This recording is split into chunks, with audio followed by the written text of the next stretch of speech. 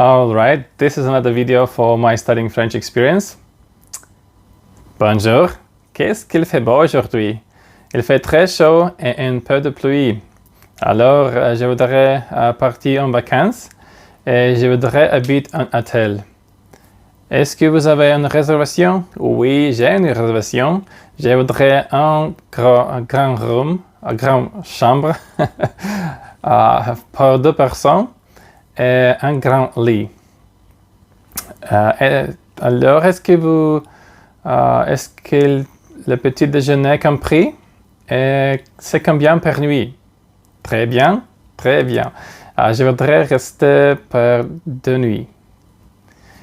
Okay, c'est tout. So that was it. Last 7 days or so I spent with same kind of applications and tools that I use for language. Probably the last time the Coffee Breaks French podcast was the most beneficial. Probably I just would like to listen some of the podcasts after the 2021-22 more than one time, because there are a bit more information just to remember for the one-time listening. But what they give is just excellent phrases, questions, answers, a bit of the grammar as well that I can use during my kind of short introduction here. So that was the most useful thing. Also, I'm still using Duolingo. Since last time, probably around 2 weeks ago, a few of my friends, they started to use the application as well, learning different languages, but it doesn't really matter because you can add them as a friends, and then you just can follow each other kind of performance, can try to sort of even compete. It's a bit more gamification from Duolingo.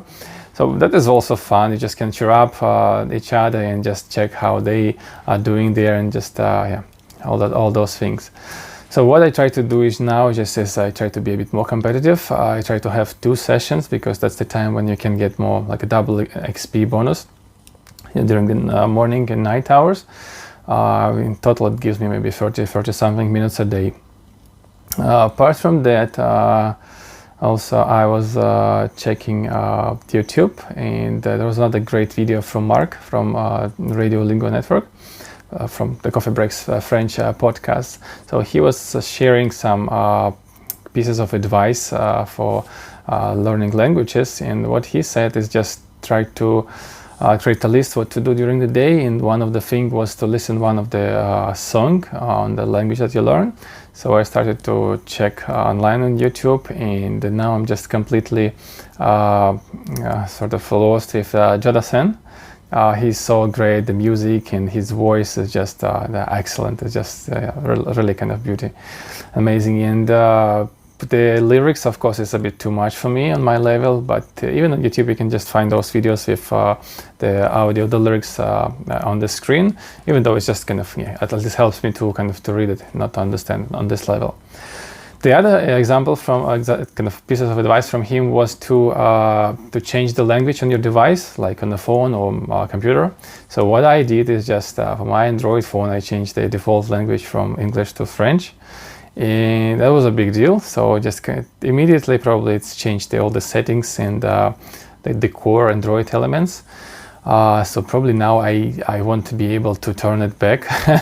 I have to use translator or something. I just try to find how to change the language from French to English.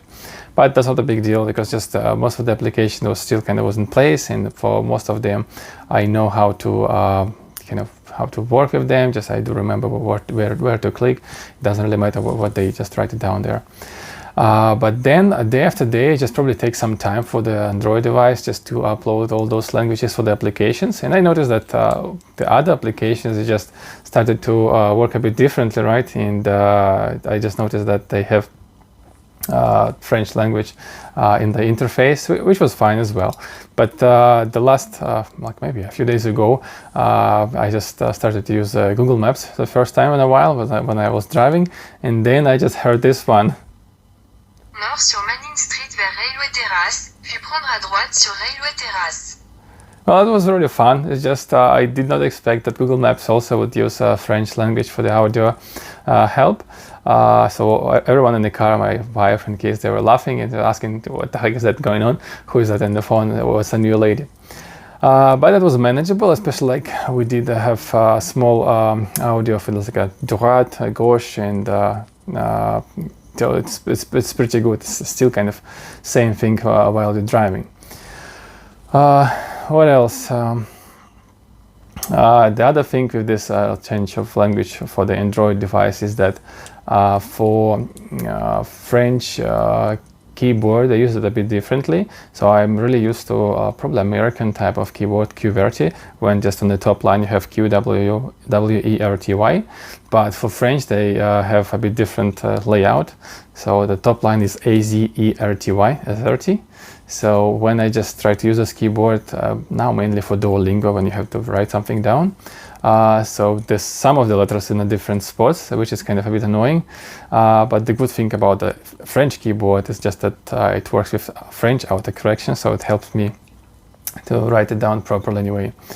So that was a big deal. So that's I'm not sure if just everyone is ready to change the language for kind of to dive deep, but from my experience, what I would say is just it's really kind of dive me deep to the language. So I wouldn't know all those kind of words and phrases, but yeah, I had to work with them daily. So yeah, it's probably kind of deep immerse from this point of view.